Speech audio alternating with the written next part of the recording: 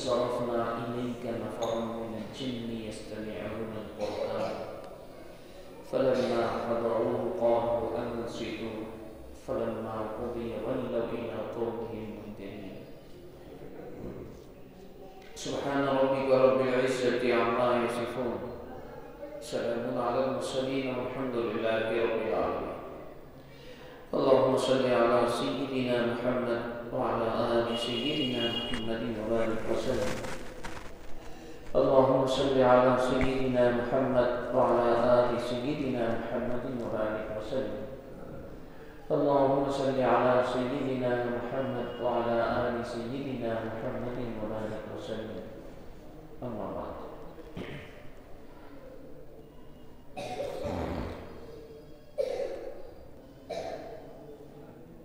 قابل عزت احترام بھائی بزرگ، نبی اکرم سرکار دو عالم احمد مصطفیٰ محمد مصطفیٰ صلی اللہ علیہ وسلم کی سیرت پر سلسلہ وار گفتگو چل رہی ہے۔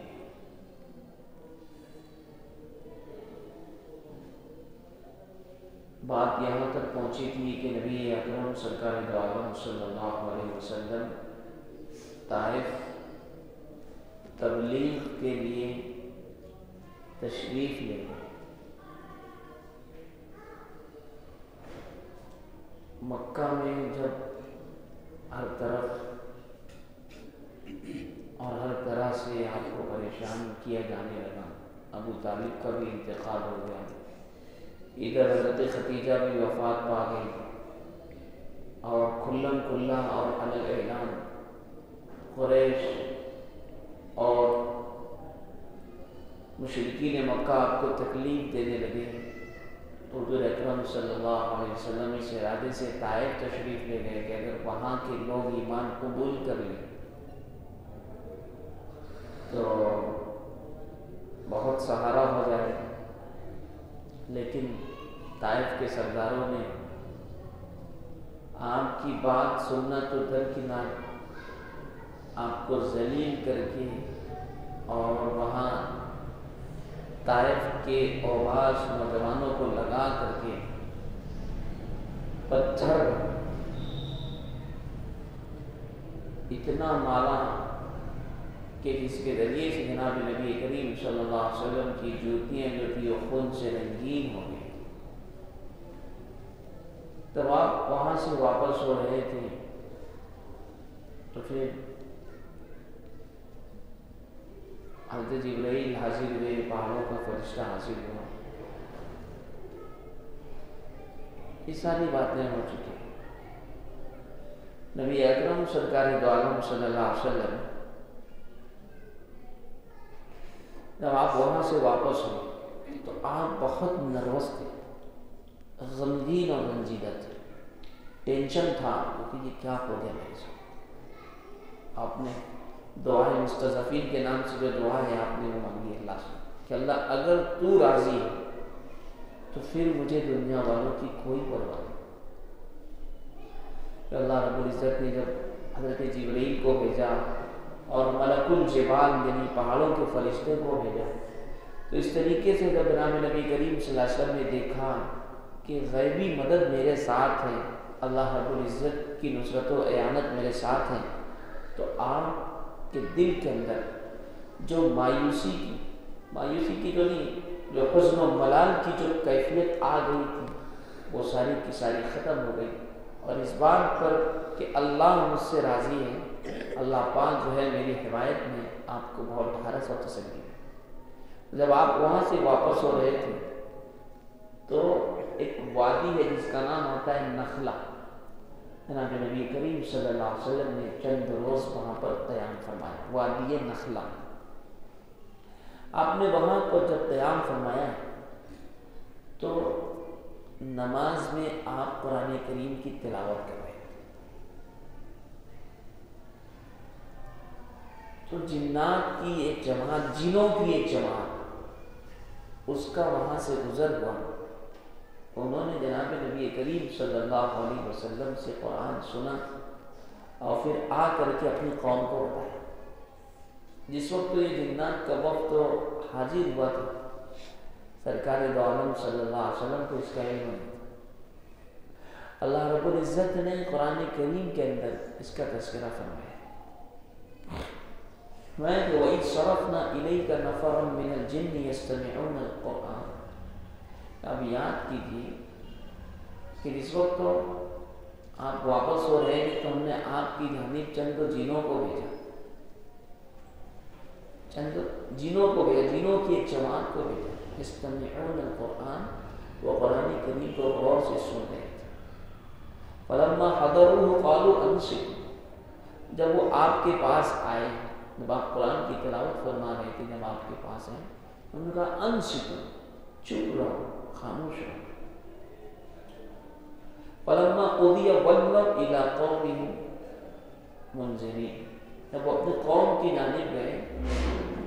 واپس تو انہوں نے کہا قالوا یا قومنا انا سمعنا کتابا انزل من بعد موسیٰ، کہ قوم یقیناً ہم نے ایک ایسی بات سنی، ایک ایسا کلام سنا ہے، ایک ایسی کتاب سنی ہے، انا سمعنا کتابا انزل الیک، جو ان کی جانب، جو تمہاری جانب نازل کی گئی ہے، انزل الیک من بعد موسیٰ، حضرت موسیٰ علیہ السلام کے بعد، مصدقا لما بین یدیہ، وہ تصدیق کرنے والی ہے ان تمام چیزوں کی جو ان سے پہلے گزر چکی، یہدی الی الحق، اور حق کی جانب ہدایت دینے والی، وَإِلَىٰ طَرِيقٍ مُسْتَقِيمٍ، اور صراط مستقیم کی جانب بھی بلانے والی۔ اور پھر آگے کہا کہ یا قومنا اجیبوا داعی اللہ، انہوں نے کہا جنہوں کی جماعت میں اے ہمارے قوم اجیبوا داعی اللہ، یہ اللہ کے جو داعی ہیں، اللہ کی جانب جو پکارنے والے ہیں، ایک اللہ کی جو دعوت دے رہے ہیں، ان کی دعوت کو قبول کرو، وآمنوا بہ، اور ان پر ایمان لے کر کے آ جاؤ، ویغفر لکم من ذنوبکم، اگر ایسا ہوگا تو اللہ تمہارے گناہوں کو بخش دیں گے، وَيُجِرْكُمْ مِنْ عَذَابٍ أَلِيمٍ، اور تمہیں دردناک عذاب سے بچائے گا۔ اور پھر آگے جملہ یہ کہا وَمَن لَا يُجِبْ دَاعِيَ اللَّهِ، ایسا نہیں ہے کہ تم ایمان نہیں قبول کرو گے تو اللہ کا کچھ بگڑ جائے گا۔ سنو وَمَن لَا يُجِبْ دَاعِيَ اللَّهِ، اگر جو بندہ اللہ کے داعی کی بات کو قبول نہیں کرے گا، فَلَيْسَ بِمُعْجِزٍ فِي الْأَرْضِ وَلَيْسَ لَهُ مِن دُونِهِ أَوْلِيَاء، تو ایسے کا فَلَيْسَ لَهُ بِمُعْجِزٍ فِي الْأَرْضِ، ایسے شخص کا جو اللہ کے داعی کی بات کو قبول نہیں کرے گا، ایسے شخص کو فَلَيْسَ لَهُ بِمُعْجِزٍ فِي الْأَرْضِ، تو اللہ کو عاجز کرنے والا کوئی نہیں ہے زمین کے اندر، وَلَا فَلَيْسَ لَهُ بِمُعْجِزٍ فِي الْأَرْضِ وَلَيْسَ لَهُ مِن دُونِهِ أَوْلِيَاء، اور جو اللہ کی بات کو نہیں مانے گا تو اس کا کوئی مددگار بھی نہیں ہوگا، اولئک فی ضلال مبین، اور ایسے لوگ کھلی گمراہی کے اندر۔ تو یہ آیات اتری، علماء نے اس میں بھی نکتہ نکالا، یہ لگایا نکتہ انہوں نے کہ دراصل یہ جنات کی جماعت کا حاضر ہونا اور اس کا جناب نبی کریم صلی اللہ علیہ وسلم سے قرآن کریم کا سننا، اور پھر جا کر کے اپنی قوم کے اندر بتانا، اور پھر یہ کہنا کہ ایمان قبول کر لو، اللہ کے داعی کی بات پر کان دھر لو، ہے نا، یہ دراصل تسلی تھی جناب نبی کریم صلی اللہ علیہ وسلم کی طرف۔ تو اللہ نے غیب سے مدد فرمائی، غیبی مدد فرمائی، چھپی ہوئی مدد فرمائی سرکار کی، اور دوسری طرف اسی کے اندر ہے نا باتوں کے اندر سرکار دو عالم صلی اللہ علیہ وسلم کو تسلی دی گئی ہے کہ یہ آپ کو پریشان نہیں کر سکتی، مکہ والے آپ کی بات نہیں مان رہے، آپ کی بات کو قبول نہیں کر لے، تو آپ کو ٹینشن لینے کی ضرورت نہیں ہے، یہ اللہ کو عاجز نہیں کر سکتے، یہ اللہ کو پریشان نہیں کر سکتے، پریشان یہ لوگ رہیں گے، آپ ہی حق پر ہیں اور آپ ہی غالب رہیں گے، حق کبھی بھی مغلوب نہیں ہوگی۔ اس طریقے سے جناب نبی کریم صلی اللہ علیہ وسلم کو تسلی دی گئی۔ اب وادی نخلا میں آپ نے چند روز قیام فرمایا، آپ وہاں سے واپس مکہ آنے لگے۔ اب جیسے مکہ میں داخل ہونے سے پہلے حضرت زید بن حارثہ رضی اللہ عنہ جو آپ کے منہ بولے بیٹھے تھے وہ آپ کے ساتھ تھے، حضرت زید بن حارثہ نے کہا اللہ کے نبی صلی اللہ علیہ وسلم یہ قریش کے لوگوں نے، مکہ کے لوگوں نے تو آپ کو نکال دیے، آپ کیسے مکہ کے اندر داخل ہوئے؟ اس زمانے کا یہ دستور تھا کہ اگر کوئی باہر چلا جاتا تھا، نکل کے چلا جاتا تو جب وہ اندر آتا تھا تو کسی کی پناہ کے ذریعے سے آتا تھا، کہ کوئی اس کی حمایت کرتا تھا، اس کو پناہ دے دیتا تھا، امن و امان دے دیتا تھا، تو پھر آ جاتا تھا اندر تو کوئی بھی اس کو کچھ کرتا نہیں تھا، ہاں اس کو پریشان نہیں کرتا تھا، اس کو ستاتا نہیں تھا۔ جناب نبی کریم صلی اللہ علیہ وسلم جب مکہ سے قریب تشریف جب آپ مکہ کے قریب پہنچ گئے تو زید بن حارثہ نے کہا اللہ کے نبی آپ کیسے پہنچیں گے، کیسے داخل ہوں گے مکہ کے اندر؟ سرکار دو عالم صلی اللہ علیہ وسلم نے فرمایا زید اطمینان رکھو، اللہ پاک انشاءاللہ کوئی نہ کوئی سبیل نکالے گا۔ تو آپ نے غار حرا کے قریب قیام فرمایا اور بنو خزاعہ کے ایک شخص کے ذریعے سے اخنس ابن شریک کے پاس پیغام بھیجا کہ میں مکہ کے اندر داخل ہونا چاہتا ہوں، میں تمہاری پناہ میں داخل ہونا چاہتا ہوں، درخواست تو ہے کہ تم مجھے پناہ دے دو۔ تو اخنس ابن شریک نے کہا، اس نے کہا کہ میں قریش کا حلیف ہوں، میں قریش کا پارٹنر ہوں، قریش کا میرے ساتھ معاہدہ ہے، اس لیے میں آپ کو پناہ نہیں دے سکتا۔ جناب نبی کریم صلی اللہ علیہ وسلم نے اس کے بعد سہیل بن عمرو، یہ بھی مکہ کے ایک با اثر آدمی تھے، ان کے پاس پیغام بھیجا کہ تم مجھے اپنی پناہ میں لے کر مکہ کے اندر مجھے داخل ہونے دو۔ سہیل نے بھی کہا کہ دیکھو مسئلہ یہ ہے کہ بنو عامر بنو کعب کے مقابلے میں پناہ نہیں دے سکتے، میں بھی معذرت چاہتا ہوں۔ اس کے بعد جناب نبی کریم صلی اللہ علیہ وسلم نے مطعم ابن عدی، یہ بھی مکہ کے ایک سردار تھے، سرکار دو عالم صلی اللہ علیہ وآلہ وسلم کے کچھ دور نزدیک کے سسرالی رشتہ دار بھی لگتے تھے، جناب نبی کریم صلی اللہ علیہ وسلم کے پاس پیغام بھیجا مطعم ابن عدی کے پاس، یہ بھی مکہ کے با اثر لوگوں میں ان کا شمار ہوتا تھا۔ تو اس نے کہا کہ ٹھیک ہے آپ آ جاؤ، میں مکہ کے اندر آپ جس وقت داخل ہوں گے اپنی پناہ میں لے کر آپ کو آپ کے گھر تک کے پہنچا دوں گا۔ چنانچہ مطعم ابن عدی نے اپنے بیٹوں اور اپنی قوم کے لوگوں کو کہا کہ تلواریں لے کر کے آ جاؤ، محمد کو اپنی حفاظت کے اندر ہم مکہ کے اندر داخل کرا کر کے خانہ کعبہ کے اندر ہو کر کے ان کے گھر تک کے پہنچائیں گے۔ چنانچہ اس طریقے سے مطعم ابن عدی نے پناہ دی سرکار دو عالم صلی اللہ علیہ وسلم کو، آپ تشریف لائے۔ لکھا ہے سیرت کی کتابوں کے اندر کہ مطعم ابن عدی نے جب پناہ دی ہے، پناہ دینے کا اعلان کیا مکہ کے اندر، تو ابو جہل نے کہا کہ مطعم کیا تم نے ان کو پناہ دی ہے تو کیا تم مسلمان بھی ہو رہے ہو، محمد کی بات بھی مان رہے ہو؟ کہا کہ نہیں میں نے صرف کو پناہ دی ہے۔ کہا کہ ٹھیک ہے تم نے پناہ دی ہے تو تم نے جس کو پناہ دی ہم نے اس کو پناہ دی، کوئی مسئلہ نہیں ہے، تمہاری پناہ کو ہم مانتے ہیں، ہم اس کو ایکسیپٹ کریں گے۔ اس طریقے سے جناب نبی کریم صلی اللہ علیہ وسلم مطعم ابن عدی کے لڑکوں اور اس کی قوم کے لوگوں کی تلواروں کے سائے میں مکہ کے اندر داخل ہوئے اور ڈائریکٹ آپ مسجد حرام میں تشریف لے گئے۔ آپ نے وہاں پر جا کر حجر اسود کا بوسہ دیا، نماز پڑھی اور اس کے بعد انہی تلواروں کے سائے میں مطعم ابن عدی کی قوم کے اور اس کے بچوں کی تلواروں کے سائے اور ان کی حفاظت میں اس طریقے سے اپنے گھر پر تشریف لے گئے۔ جناب نبی کریم صلی اللہ علیہ وسلم نے غزوہ بدر کے موقع پر یہ فرمایا تھا کہ اگر آج مطعم ابن عدی زندہ ہوتا اور وہ آ کر کے مجھے ان گندوں کے بارے میں جو قید 70 لوگوں کو قید کیا تھا، جناب نبی کریم صلی اللہ علیہ وسلم نے فرمایا کہ اگر مطعم ابن عدی زندہ ہوتا اور آ کر کے مجھ سے ان 70 گندوں کے بارے میں کچھ بھی جو بھی مطالبہ کرتا، جو بھی بات چیت کرتا، میں اس کی بات کو قبول کرتا تھا۔ یہ جناب نبی کریم صلی اللہ علیہ وسلم کی عادت تھی، آپ کے ساتھ کوئی بھی احسان کرتا تھا تو آپ اس کے احسان کا بدلہ چکاتے تھے، آپ اس کے احسان کا بدلہ اچھے انداز سے چکاتے تھے۔ یعنی اگر کسی نے کچھ دیا ہے تو سرکار اس سے بڑھ کر کے اس کو نوازتے۔ جناب نبی کریم صلی اللہ علیہ وسلم کی عادت تھی، اگر کسی نے آپ کو کچھ دیا، ہدیہ دیا ہے نا، آپ پر احسان کیا، تو آپ اس سے بڑھ کر اس کے اوپر احسان کرنے کی کوشش کرتے۔ یہاں تک کہ بہت سارے لوگ جو تھے دیہات کے لوگ ہے نا، کچھ ایسے لوگ بھی تھے کہ تو وہ آتے تھے سرکار دو عالم صلی اللہ علیہ وسلم کے پاس اور کچھ ہدیہ دیتے تھے اور اس امید میں رہتے تھے کہ ہم کو زیادہ ملے گا۔ بعد میں ایسا بھی ہوا کہ کچھ پیش کیا انہوں نے سرکار کی خدمت میں اور انہوں نے کچھ اندازہ لگایا تھا کہ اس سے زیادہ ہم کو ملے گا، لیکن جناب نبی کریم صلی اللہ علیہ وسلم کو ایسا نہیں دے پائے تو برا بھلا بھی کہا کہ ہاں ایسا ہو ایسا ہے۔ بہرحال کہنے کا مطلب یہ ہے کہ سرکار دو عالم صلی اللہ علیہ وسلم اپنے محسنین کو نہیں بلایا کرتے تھے، اس لیے ہماری بھی یہ ذمہ داری ہے کہ ہم بھی اپنے محسنین کے لیے ہے نا، کم سے کم جن کے اوپر ہم نے احسان کیا ہے ہم ان محسنین کو فراموش نہ کریں۔ ایک بہت کہنا چاہیے کہ ایک بہت اہم ایک مقولہ ہے عربی کا کہ اتقی شر من احسنت، اتقی شر من احسنت، کہ جس پر تم احسان کرو اس کے شر سے بچو۔ یہ عربی کا ایک مقولہ ہے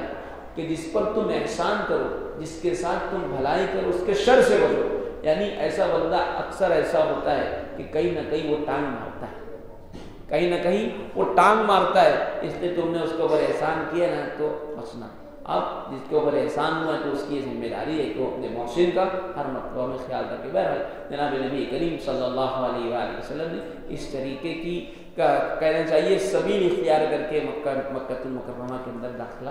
آپ نے لیا۔ آپ گئے تھے ذی قعدہ کے اندر، شوال کے اندر آپ گئے تھے طائف، وہاں سے تشریف لائے ذی قعدہ اور ذی الحجہ کا مہینہ تقریباً ہو چلا تھا، اور شوال، ذی قعدہ، ذی الحجہ یہ تینوں مہینے حج کے ہیں۔ ان دنوں کے اندر جناب نبی کریم صلی اللہ علیہ وسلم نے پھر یہ طے کیا کہ اب نئے سرے سے، نئے عزم و حوصلے کے ساتھ اور نئی پلاننگ کے ساتھ اور پورے جوش و جذبے کے ساتھ ہمیں اثر نو اس دعوت کی محنت کو پھر شروع کرنا ہے۔ چنانچہ سرکار دو عالم صلی اللہ علیہ وسلم اس موقع پر جو قبائل آتے تھے آپ نے ان کو دعوت دینا شروع کیا۔ بہت سارے لوگ آئے، بہت سارے قبائل کے لوگ آئے، آپ نے ان کو دعوت دی۔ انفرادی طور سے بھی آپ نے کچھ احباب کو دعوت دی۔ سیرت کی کتابوں کے اندر لکھا ہے کچھ افراد کے واقعات جن کو آپ نے دعوت دی اور کس طریقے سے انہوں نے ایمان قبول کیا۔ چند لوگوں کے بارے میں بتاتا ہوں۔ ایک صاحب تھے جن کا نام تھا سوید بن صامت رضی اللہ عنہ، یہ مدینہ کے رہنے والے ہیں، جو اس وقت یثرب کہلاتا تھا۔ یثرب سرکار دو عالم صلی اللہ علیہ وسلم کے مکہ سے مدینہ جانے سے پہلے مدینہ کا نام تھا یثرب، ہاں، اور سرکار دو عالم صلی اللہ علیہ وسلم جب وہاں پر تشریف لے گئے تو اس کا نام پڑا مدینۃ الرسول۔ اصل کیا ہے؟ مدینہ کے معنی ہوتے ہیں شہر کے، مدینہ کے معنی ہوتی شہر کے، تو مدینۃ الرسول یعنی رسول اللہ صلی اللہ علیہ وسلم کا شہر، لیکن وہ رسول ہٹ گیا، المدینۃ المنورہ، المدینۃ المنورہ اس طریقے سے چل پڑا۔ بہرحال وہ یثرب کے رہنے والے تھے، ہے نا، سوید بن صامت، یہ شاعر تھے، ہے نا، اسی طریقے سے اور بہت کہنا چاہیے کہ زبردست اور جانکار بھی تھے اور سوجھ بوجھ رکھنے والے، فہم و فراست کے مالک تھے۔ ان کی قوم کے لوگ ان کو کامل کہتے تھے، کامل یعنی بہت ٹیلنٹ آدمی، مکمل آدمی، اس کو کافی جانکاری ہے یہ تھے۔ تو یہ مرتبہ کسی کام سے حج یا عمرے کے ارادے سے مکہ تشریف لائے، جناب نبی کریم صلی اللہ علیہ وسلم کی ان سے ملاقات ہوئی، ہے نا، تو بات سے بات چلی تو سوید بن صامت نے کہا کہ دیکھیے میرے پاس بھی کچھ باتیں ہیں، کچھ کلام ہے جو میں آپ کے سامنے پیش کرتا ہوں۔ سرکار دو عالم صلی اللہ علیہ وسلم فرمائے کیا ہے؟ کہا کہ حکمت لقمان، حضرت لقمان علیہ السلام کی حکمت کی کچھ باتیں۔ سرکار نے فرمایا عرض کرو، انہوں نے سنایا۔ سننے کے بعد جناب نبی کریم صلی اللہ علیہ وسلم فرمایا کہ بہتر ہے، لیکن میرے پاس تم سے زیادہ بہتر کلام ہے۔ کہا کہ سنو، جناب نبی کریم صلی اللہ علیہ وسلم نے قرآن کریم سنایا۔ اس طریقے سے سوید بن صامت کو بات بہت پسند آئی، کہا کہ ہاں جی واقعی خدا کا کلام ہے، اور مسلمان ہو گئے۔ اور پھر اس طریقے سے مسلمان ہونے کے بعد پھر یہ مدینہ چلے گئے۔ جانے کے چند دن بعد جنگ بعاث ہوئی وہاں پر مدینہ کے اندر آپس میں، اور اس طریقے سے ان کا وہاں پر انتقال ہوا۔ یہ سوید بن صامت رضی اللہ عنہ یہ مسلمان۔ دوسرے ایک اور صاحب کا نام آتا ہے ایاس ابن معاذ، یہ بھی جو تھے مدینہ کے رہنے والے تھے۔ وہ یہ تھا کہ یہ یثرب کے اندر دو قبیلہ تھا، اوس اور خزرج، یہ دونوں مشرکین کے قبیلے تھے، ان میں آپس میں لڑائیاں چلتی رہتی تھیں، اور یہ مشرکین تھے، اور اسی طریقے سے اس زمانے میں بہت سارے دوسرے لوگ بھی رہتے تھے مدینہ کے اندر جو یہودی انتہائی نالائق، شاطر، نکمی اور مکار قوم ہے۔ آج بھی دنیا کے اندر جو کہنا چاہیے لڑائیاں ہو رہی ہیں، جنگیں ہو رہی ہیں، پلاننگ ہو رہی ہے، جو سازشیں ہو رہی ہیں، آج بھی اس کے اندر یہودیوں کا ہاتھ ہے۔ ہاں، یہ یہودی شروع سے ہی کمینے ہیں اور مکار ہیں، ان کی فطرت کے اندر یہ خباثت۔ چنانچہ یہ اس وقت تو وہی کرتے تھے، کیا کرتے تھے کہ اوس والوں سے ملتے تھے، خزرج والوں سے ملتے تھے، ادھر بھی لڑائی لگاتے تھے، ادھر بھی لڑائی لگاتے تھے، اور پھر بیچ میں بیٹھ کر کے نا ہتھیار بیچتے تھے۔ ہاں، جیسے آج بھی ہو رہا ہے، آج بھی ہو رہا ہے یہی کہ کیا ہے کہ بھائی ملکوں میں لڑائی لگا دیتے ہیں، ہندوستان پاکستان میں لڑائی لگا دیتے ہیں، اور پھر ہندوستان پاکستان کو اپنے ہتھیار بھی بیچتے ہیں، ہے نا، عرب ملکوں کے اندر لڑائی لگا دیتے ہیں اور پھر ان کو ہتھیار بیچتے ہیں۔ ہتھیار بنانے کا آلہ بھی انہی کے پاس ہے، میزائل بناتے بھی وہی ہیں، ہاں، ساری چیزیں ان کے پاس، اس لیے وہ بیچتے ہیں، ان کا کاروبار بھی چلتا ہے۔ تو اس طریقے سے اس زمانے کے اندر بھی ایسے ہوتے۔ تو اوس اور خزرج یہ دو مشرکین کے قبیلے تھے، ان کی آپس میں لڑائی ہوتے رہتی تھی۔ اوس کے لوگ کم تھے، خزرج کے لوگ زیادہ تھے۔ جب لڑائی ہوتی تو خزرج کے لوگ اکثر غالب آ جاتے تھے۔ تو اسی زمانے میں لڑائی ہوئی تو اوس کے لوگ مکہ آئے تھے، قریش مکہ کے پاس، ان سے مدد طلب کرنے کے لیے۔ اسی درمیان جناب نبی کریم صلی اللہ علیہ وسلم، آپ کی تو عادت شریفہ تھی کہ کوئی بھی آیا بندہ ہے نا، بس پکڑ لیا آپ نے اور اس کو جو ہے کہنا چاہیے اس تک کہ اپنی بات کو پہنچاتے ہیں۔ چنانچہ اس کے اندر یہ جو قبیلے کے جو چند افراد آئے تھے اوس سے، جناب نبی کریم صلی اللہ علیہ وسلم نے ان میں سے ایاس ابن معاذ ان کو پکڑ لیا اور ان کے سامنے اپنی بات رکھی، کہا کہ تم لوگ جس مقصد کے لیے آئے ہو اس سے بہتر بات میرے پاس ہے، کیا میں وہ تمہارے سامنے پیش کروں؟ انہوں نے کہا ضرور پیش کریں۔ جناب نبی کریم صلی اللہ علیہ وسلم نے ان کے سامنے اپنے اسلام کی بات کو اور قرآن کی بات کو، قرآن کی تعلیمات کو جب رکھا تو ایاس نے بات کو قبول کر لیا، لیکن ساتھ میں جو قبیلے کا جو سردار تھا اس نے کہا نہیں، ارے بولے کچھ بھی بول رہے ہو، بھگا دیا، ایاس کی بات کو کاٹ دیا اور کہا کہ ہم لوگ جس کام کے لیے آئے ہیں، جس مقصد کے لیے آئے ہیں وہ مقصد ہے یہ کیا ہے؟ لیکن لکھا ہے کتابوں کے اندر کہ ایاس نے بہرحال ایمان قبول کر لیا تھا، اور اس وقت تو ان کا انتقال ہونے لگا تو ان کی زبان پر تکبیر، تحلیل اور استغفار کے کلمات تھے۔ اس طریقے اسی دوران ایک صحابی کا اور نام آتا ہے، حضرت ابو ذر غفاری رضی اللہ، انہوں نے بھی اسلام قبول کر لیا تھا۔ ان کی اسلام لانے کا واقعہ حضرت شیخ نے بھی لکھا ہے بڑی تفصیل کے ساتھ، بخاری شریف کے اندر بھی اس کا تذکرہ موجود ہے، اور حضرت ابو ذر غفاری رضی اللہ عنہ خود فرماتے ہیں، یعنی اسی دوران پورے مکہ کے اندر، اطراف کے اندر یہ بات پھیل گئی تھی کہ مکہ کے اندر ایک شخص ہے جو مبعوث ہوا ہے، جو کہتا ہے کہ میں اللہ کا نبی ہوں، میرے اوپر آسمان سے وحی آتی ہے اور میں لوگوں کو کہتا ہوں کہ ایک اللہ کو مان لو اور مجھے اللہ کا رسول مان لو، دنیا بھی بن جائے گی تمہاری، آخرت بھی بن جائے گی تمہاری۔ تو یہ بات جب قبیلہ بنو غفار، یہ قبیلہ جو تھا ہے نا، یہ ایک راستے پر آباد تھا، اس راستے پر جو مکہ سے ملک شام کی جانب جاتا تھا، مدینہ ہوتے ہوئے ملک شام کی جانب جاتا تھا، ایک دم کہنا چاہیے کہ ایک دم روڈ پر تھا ان کا قبیلہ واقع۔ تو مکہ سے جو لوگ آتے تھے تو آ کر کے بتاتے تھے کہ بھائی مکہ کے اندر ایسا ایسا ہوا۔ تو حضرت ابو ذر غفاری، غفاری نہیں، ہم لوگ کیا بولتے ہیں غفاری، اب ابو ذر غفاری مسجد وہ ابو ذر غفاری، غفاری نہیں غفاری، غفار نہیں، غفار، غین کے نیچے زیر فاء زبر، ابو ذر غفاری رضی اللہ عنہ۔ تو چنانچہ وہ قبیلہ بنو غفار کے یہ رہنے والے تھے۔ اب ان کے کانوں سے بات ٹکرائی تو انہوں نے اپنے بھائی انیس کو، ان کے ایک بھائی تھے انیس، ان کو بھیجا، کہا کہ ذرا سا تو مکہ جاؤ اور جا کر کے وہاں پر تحقیق کر کے آؤ کہ کیا معاملہ ہے۔ یہ بندہ جو ہی کہتا ہے کہ آسمان سے میرے اوپر وحی آتی ہے، اس میں کتنی سچائی ہے۔ چنانچہ ان کے بھائی آئے اور آ کر کے ان کو جو معلومات لینا تھی وہ لی اور واپس گئے، اور جا کر کے یہ کہا کہ ہاں ہم لوگ جو سنتے ہیں وہ سچی بات ہے، جو شخص محمد نامی مبعوث ہوا ہے نا، بولے یہ ایسا ہے،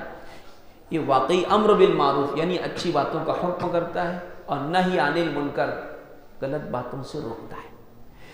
اچھا آدمی ہے۔ بس اتنی مختصر سی تفصیل انہوں نے بتائی۔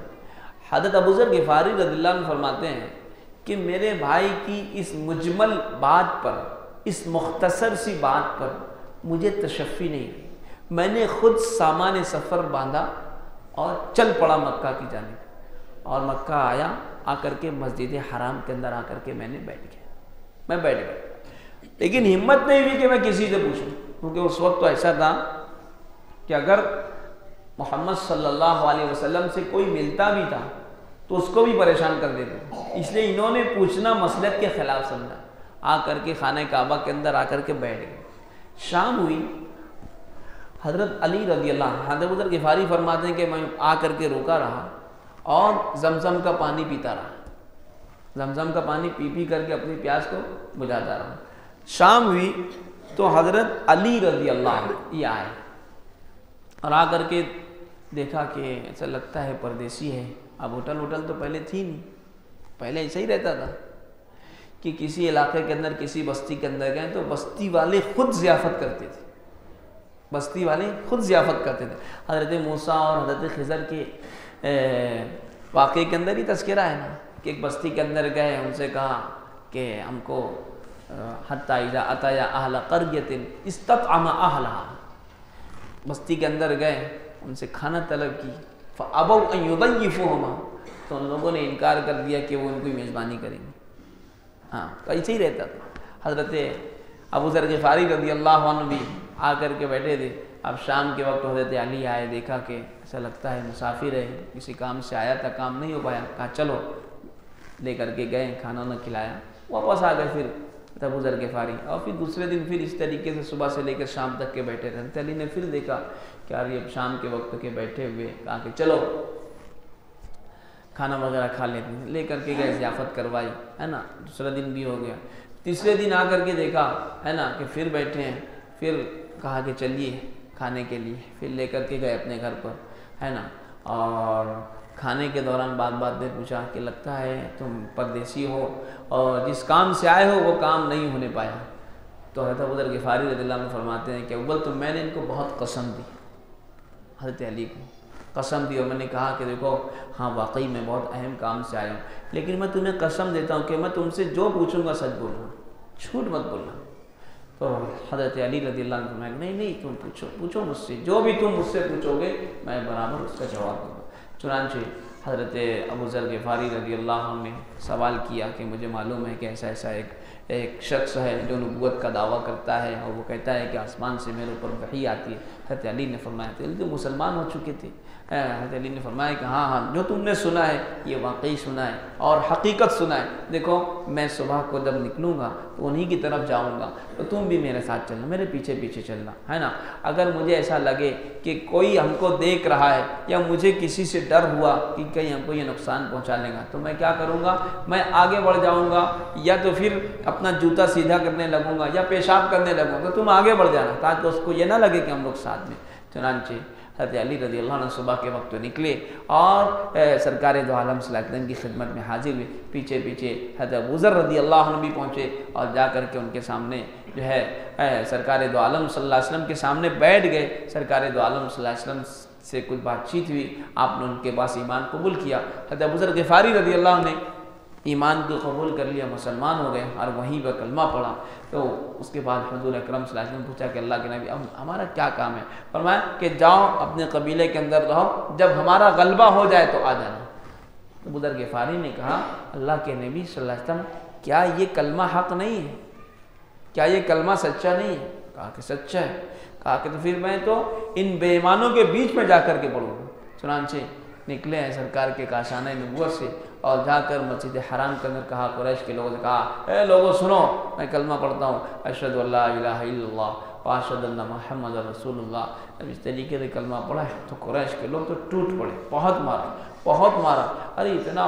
مارا کہ قریب المرگ ہو گئے۔ حضرت عباس رضی اللہ عنہ جو حضور اکرم صلی اللہ علیہ وسلم کے چچا تھے اس وقت تک مسلمان نہیں ہوئے تھے، انہوں نے دیکھا کہ ایک شخص کو کلمہ پڑھنے پر اتنا مارا جا رہا ہے تو اس کے اوپر لیٹ گئے، ان کو لٹا کر کے مار رہے تھے۔ تو حضرت عباس ان کے اوپر آ کر کے لیٹ گئے، کہا کہ رکو جاؤ، ارے تم کس کو مار رہے ہو، یہ کون سا بندہ ہے؟ ارے یہ قبیلہ بنو غفار کا رہنے والا ہے، ہاں اگر یہ مر گیا نا تو اس کے قبیلے کے لوگ، تم کو ملک شام جانا رہتا ہے تجارت کرنے کے لیے تو اس کے قبیلے کے لوگ ناکہ بندی کر دیں گے، تم ادھر سے جا نہیں پائیں گے اور بھوکے مر جائیں گے تم لوگ، کیوں؟ تمہارا دھندا بیوپار تو سارا تمہاری جتنی معیشت ہے، تمہارا جو کاروبار ہے، یہ سب کے سب ملک شام پر ڈیپینڈ ہے۔ اگر ملک شام جانے کا راستہ بند ہو گیا تو کیا کھائیں گے کیا پئیں گے؟ لوگوں کو بھی ہوش ہے، بولا ہاں صحیح بات ہے، چھوڑو۔ دوسرے دن پھر ہوا، پھر حضرت ابو ذر غفاری رضی اللہ عنہ گیا، پھر جا کر کے انہوں نے جو ہے اس طریقے سے اعلان کلمہ پڑھا، اشہد ان لا الہ الا اللہ اشہد ان محمد رسول۔ پھر لوگ ٹوٹ پڑے، پھر حضرت عباس رضی اللہ عنہ، اور پھر آ کر کے انہوں نے بچایا۔ اس طریقے سے انہوں نے بھی ایمان قبول کیا۔ ایک اور صحابی آتے ہیں، ان کا نام ہے طفیل ابن عمرو۔ طفیل ابن عمرو، یہ کہنا چاہیے اپنی قوم قبیلہ دوس کے سردار تھے۔ قبیلہ دوس یہ یمن کا قبیلہ تھا۔ اسی قبیلے کے اندر حضرت ابو ہریرہ رضی اللہ عنہ، یہ حضرت ابو ہریرہ کا قبیلہ تھا۔ ہاں، حضرت ابو ہریرہ جو بہت مشہور صحابی ہیں، جن سے کثیر روایت ہیں، جتنے صحابہ احادیث بیان کرنے والے ہیں، ان تمام صحابہ کے اندر سب سے زیادہ حدیث بیان کرنے والے جو صحابی ہیں وہ حضرت ابو ہریرہ رضی اللہ عنہ۔ تو یہ قبیلہ دوس کے تھے، ہے نا، اور اس قبیلہ دوس کے سردار تھے طفیل ابن عمرو، دوسی ان کا نام آتا ہے۔ یہ یمن کے پاس ایک قبیلہ تھا، یہ وہاں کے رہنے والے تھے، اپنے قبیلے کے سردار تھے، اور کہنا چاہیے کہ بڑے معزز اور بڑے سمجھدار اور بڑے زبردست شخص مانے جاتے تھے، ہے نا۔ یہ مکہ آئے کسی کام سے، تو مکہ کے اندر جو بھی آتا تھا، مکہ والے پہلے سے اس کا کان بھر دیتے تھے، بولے دیکھو ایک شخص ہے، اس کا نام محمد ہے نا، وہ جو ہے نا ایسی بات پیش کرتا ہے کہ جس کو جو قبول کر لیتا ہے، اس کی وجہ سے بھائی بھائی میں، باپ بیٹے میں، ماں بیٹے میں، اور اس طریقے سے میاں بیوی کے اندر تفریق پڑ جاتی ہے۔ ہاں، اس کی بات کے اندر جادو ہے، وہ کاہن ہے، اس کی بات مت سننا۔ اتنا انہوں نے کان بھر دیا حضرت طفیل ابن عمرو دوسی کا۔ طفیل ابن عمرو دوسی کہتے ہیں کہ میں نے اس ڈر سے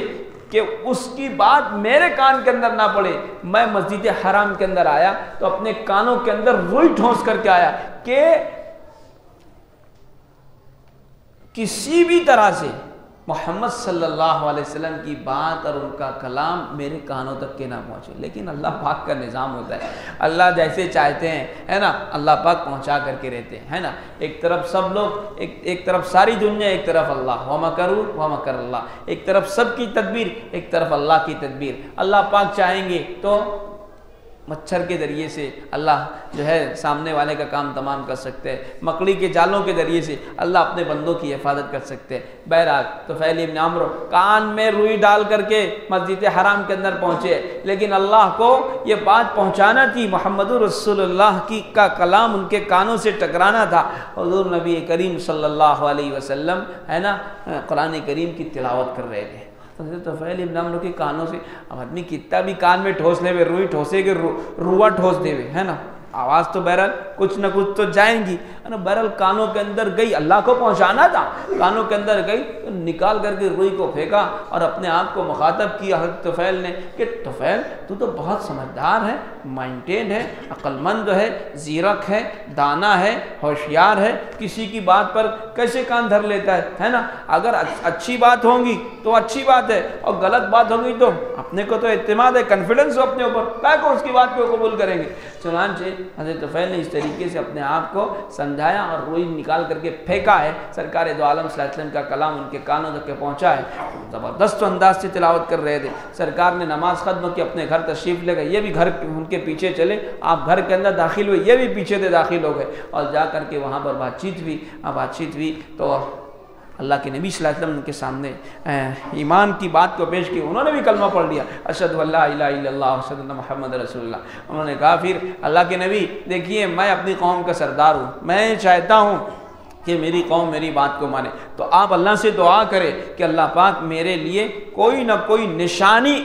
مجھ کو دے دے۔ اللہ کے نبی صلی اللہ علیہ وسلم دعا کہ اللہم اجعل لہ آیہ، کہ اللہ تو اسے کوئی بھی نشانی عطا فرما دے۔ چنانچہ حضرت طفیل اپنے قبیلے کے اندر گئے نا، تو ان کی دونوں پیشانیوں کے درمیان میں ایک نور آ گیا، ایک نور چمکتا ہوا نور آیا۔ انہوں نے اللہ سے دعا کی، اللہ یہ پیشانیوں کے درمیان جو نور آ گئی اس کو نکال کر یہاں سے ہٹا کر کے کہیں دوسری طرف ڈال دے۔ کیوں؟ اس لیے کہ میری قوم اگر یہ دیکھیں گی کہ یہ دونوں پیشانیوں کے درمیان میں ہے تو کہیں گی کہ یہ دیکھو یہ اپنے باپ دادا کے دین سے پھرا، تو یہ اس کے اوپر یہ کہنا چاہیے کہ اس کا چہرہ بدل گیا، مسلح ہو گیا۔ تو وہ جو روشنی ہوتی وہ وہاں سے نکل کر کے حضرت طفیل ابن عمرو دوسی کے ڈنڈے کے اندر آ گئی، ہاں، کہ وہ چلتے تھے تو ڈنڈا ان کا چمکتا تھا۔ چنانچہ صبح ہوئی تو سب سے پہلے بیوی کے سامنے ایمان پیش کیا، اس نے بھی قبول کر لیا، باپ کے سامنے پیش کیا، اس نے بھی قبول کر لیا، قوم کو سمجھاتے رہے، لیکن قوم کچھ مانی وونی نہیں ہے نا۔ اللہ کے نبی صلی اللہ علیہ وسلم کی خدمت میں حاضر ہوئے اور آ کر کے انہوں نے عرض کیا، اللہ کے نبی میں نے اپنی قوم کو بہت سمجھایا، وہ مان نہیں رہے، آپ اللہ سے بد دعا کر دیجیے، آپ اللہ سے بد دعا کر دیجئے کہ وہ ہلاک ہو جائے۔ حضور نبی کریم صلی اللہ علیہ وسلم نے اپنے ہاتھوں کو اٹھایا اور یہ دعا کی، اللہم اہدی دوسا وآتی بہم، اللہم اہدی دوسا وآتی بہم، کہ اے اللہ تو قبیلہ دوس کو ہدایت دے دے اور ان کو میرے پاس حاضر کر دے۔ ہاں یہ دعا کی اللہ کے نبی سرکار دو عالم صلی اللہ علیہ وسلم زیادہ اقدس تھی، اور اس نے حضرت طفیل سے کہا کہ طفیل جاؤ اپنی قوم کو نرمی کے ساتھ جا کر کے سمجھاؤ۔ چنانچہ حضرت طفیل اپنی قوم کے اندر گئے، ان کو سمجھانا شروع کیا، یہاں تک کہ جناب نبی کریم صلی اللہ علیہ وسلم مکہ سے مدینہ ہجرت کر کے تشریف لے گئے۔ 7 ہجری کے اندر قبیلہ دوس کے لوگ حاضر ہوئے تو 70 افراد ایمان قبول کر لیے تھے۔ جو لوگ حاضر ہوئے تھے ان میں سے حضرت ابو ہریرہ رضی اللہ تعالی عنہ بھی تھے۔ ایسے اس طریقے سے جناب نبی کریم صلی اللہ علیہ وسلم طائف سے جب واپس ہوئے، نخلا میں رکے، قیام کیا، اور پھر آ کر کے مکہ کے اندر مطعم ابن عدی کی پناہ کے اندر داخل ہوئے۔ حج کا پیریڈ آیا تو آپ نے قبائل کو، مختلف افراد کو بہرحال ایمان کی دعوت دیتے رہے۔ اس کے بعد ان حالات سے گزرنے کے بعد جناب نبی کریم صلی اللہ علیہ وسلم کو اللہ رب العزت نے معراج عطا فرمائی۔ انشاءاللہ معراج کا جو سفر ہوا اس پر آئندہ گفتگو ہوں گی۔ اللہ ہم سب کو عمل کرنے کی توفیق عطا فرمائے۔